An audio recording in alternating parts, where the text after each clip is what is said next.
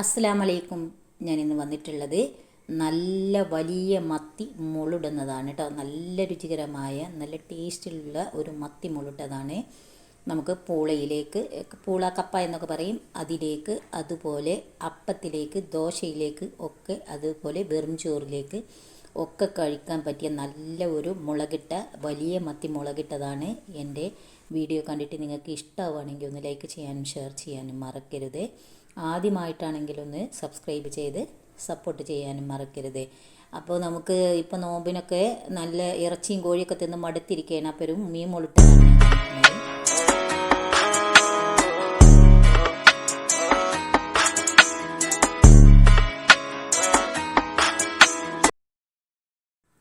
ഇതിനായിട്ട് ഞാൻ ഒരു ചട്ടി അടുപ്പത്ത് വെച്ചിട്ടുണ്ട്. അതിലേക്ക് കുറച്ച് വെളിച്ചെണ്ണ ഒഴിച്ച് ഒരു വളരെ ഇത്തിരി ഉലുവിട്ട് കൊടുത്തിട്ടുണ്ട് കേട്ടോ. മീൻ പല രീതിയിലും നമ്മൾ മുളകിടാറുണ്ട്.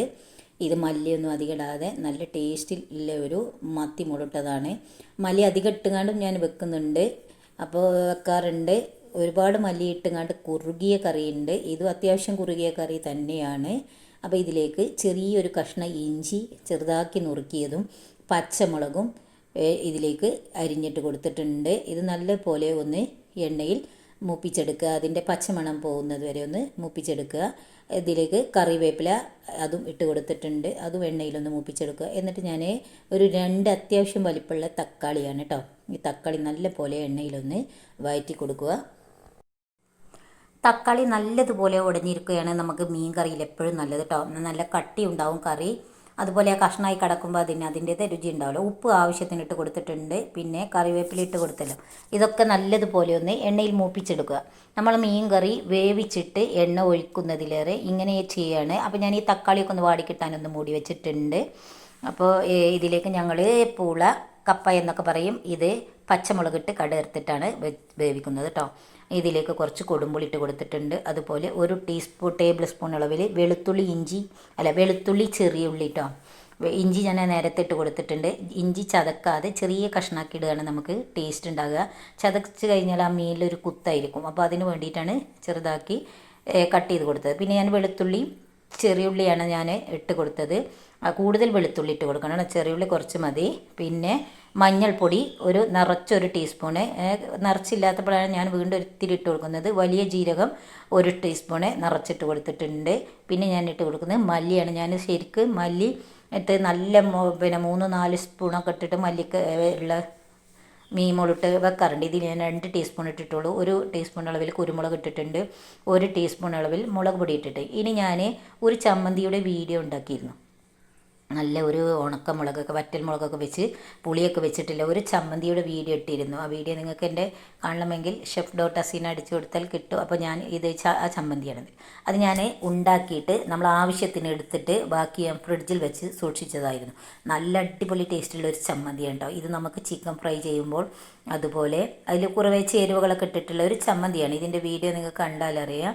അപ്പോൾ അതിൽ നിന്നും 1-2 ടേബിൾ സ്പൂണോ നമ്മൾ എടുത്തിട്ട് മീൻ മുളിടുന്നതിലേക്ക്, ചിക്കൻ മുളിടുന്നതിലേക്ക്, അതുപോലെ ചിക്കൻ ഫ്രൈ ചെയ്യുന്നത്, മീൻ ഫ്രൈ ചെയ്യുന്നത് ഇതിലേക്കൊക്കെ ഇട്ട് കഴിഞ്ഞാൽ അടിപൊളി ടേസ്റ്റുള്ള ഒരു ചമ്മന്തിയായിരുന്നു അത്. അപ്പോൾ ഞാനങ്ങനെ ഉണ്ടാക്കി ഫ്രിഡ്ജിൽ സൂക്ഷിച്ചിരിക്കുകയാണ്. എന്നിട്ട് ഞാൻ ഇതിലേക്ക് ഇങ്ങനെ ഉണ്ടാക്കുമ്പോൾ അതിലേക്ക് ഓരോ ടേബിൾ സ്പൂൺ ഇടാറാണ്. അപ്പോൾ അതും കൂടി ഇട്ടിട്ട് നല്ല പോലെ എണ്ണയിൽ വഴറ്റി കൊടുത്തിട്ട് വളരെ കുറച്ച് വെള്ളം ഒഴിക്കുക. അപ്പോൾ നമ്മുടെ തക്കാളിയൊക്കെ നല്ല പോലെ ഉടഞ്ഞിട്ടുണ്ട് കേട്ടോ. അപ്പോൾ ചെറിയതായിട്ടേ ഉടയാനുള്ളൂ. അപ്പോൾ നല്ല കട്ടിയുള്ള ഗ്രേവിയിൽ മത്തി മുളിട്ടതാണ്. ഒരു അത്യാവശ്യം 750 ഗ്രാം മത്തിയുണ്ട്.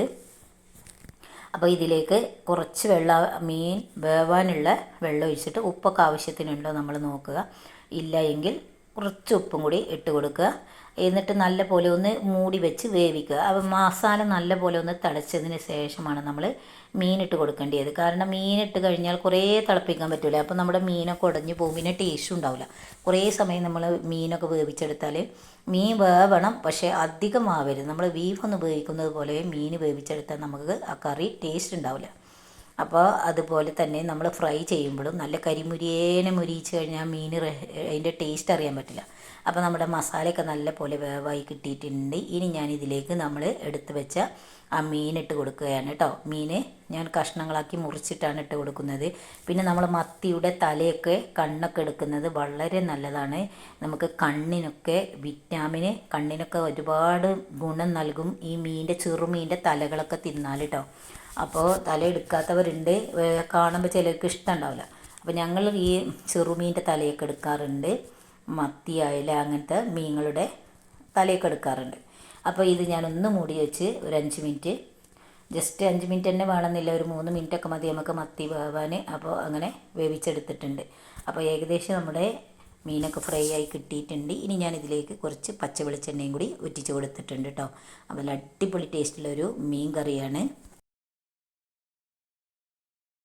അപ്പോൾ മീനൊക്കെ നമുക്ക് നല്ല പോലെ ഞാൻ മത്തി മുളിട്ടിട്ടുണ്ട്. ഇതിലേക്ക് ഞാൻ കപ്പ പുള്ളല്ലേ, അത് ചെറുതായി കട്ട് ചെയ്തുകൊണ്ട് വേവിച്ച് പച്ചമുളകും കടുകും പൊട്ടിച്ചിട്ട് കടു വറുത്ത് വെച്ച കപ്പയുമാണ് കേട്ടോ. അത് ഞാനിതിൽ കാണിക്കുന്നില്ല, മീൻ മാത്രം വീഡിയോ എടുത്ത് കാണിക്കുന്നുള്ളൂ.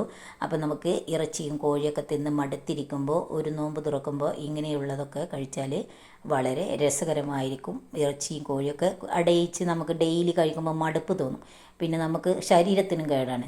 അപ്പോൾ നിങ്ങൾക്ക് എൻ്റെ വീഡിയോ കണ്ടിട്ട് ഇഷ്ടമാണെങ്കിൽ നിങ്ങൾ മറ്റുള്ളവരിലേക്കൊന്ന് ഷെയർ ചെയ്ത് കൊടുക്കണേ. അപ്പോൾ ഈ നോമ്പിന് നല്ലൊരു മത്തി മുളട്ടുമായി ഇൻഷാ അല്ലാഹ് ഇനി വീണ്ടും കാണാം. അസ്സലാമു അലൈക്കും.